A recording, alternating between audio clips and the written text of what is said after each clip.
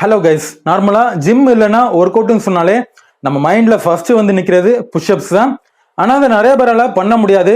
உதாரணத்துக்கு இப்போதான் first time பண்ண போறவங்களா இருந்தாலும் சரி, இல்லைன்னா முன்னாடி பண்ணி டச் விட்டு போனவங்க, இல்லைன்னா ஓவர் வெயிட்டா இருக்கவங்க, இவங்கெல்லாம் பண்ணணும்னு ஆசைப்பட்டு ட்ரை பண்ணுவாங்க. ஆனால் அவங்க வெயிட் அவங்களால பேலன்ஸ் பண்ண முடியாதனால டிசப்பாயிண்ட் ஆகி திரும்பிடுவாங்க.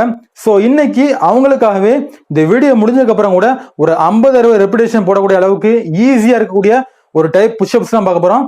அதுக்கு முன்னாடி நம்ம சேனலை சப்ஸ்கிரைப் பண்ணலாம், மறக்காம பண்ணிட்டு கூடவே இந்த பெல் பட்டனை பிரஸ் பண்ணி ஆல்ல செட் பண்ணி வச்சிட்டீங்கன்னா நம்ம சேனலை அடுத்த ஏதாவது வீடியோஸ் போட்டோம்னா நீங்க மிஸ் பண்ணாம பார்க்கலாம். நார்மலா நம்ம பண்ற புஷ்அப்ஸ்ல கைகளையும் கால் விரல்களையும் பேலன்ஸ் பண்றதுனால நம்ம வெயிட் வந்து ஓவரா நம்ம கைகளையும் ஷோல்டரையும் தான் லோட் ஆகும். ஆனா இந்த வீடியோல நம்ம முட்டியை பேலன்ஸ் பண்ணி பண்றதுனால நம்ம கைகள் அப்புறம் ஷோல்டர்ல ஏற்படக்கூடிய அந்த லோடு வந்து ரொம்ப கம்மியா இருக்கிறதுனால ஈஸியா நம்மளால பண்ணிடலாம். இதை பண்றதுக்கு முன்னாடி நம்ம முட்டி கீழே துணியா அல்லது சாஃப்டா ஏதாவது இருக்க மாதிரி பாத்துக்கணும்.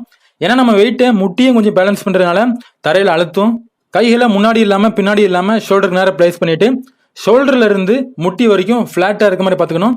அப்புறம் முடிஞ்ச அளவுக்கு நம்ம பாடியை இறக்கி இறக்கி ஏற்ற வேண்டியதான். பிகினிங் ஸ்டேஜ்ல இருக்கவங்க 10ல இருந்து 15 ஒரு 3 செட் பண்ணலாம்.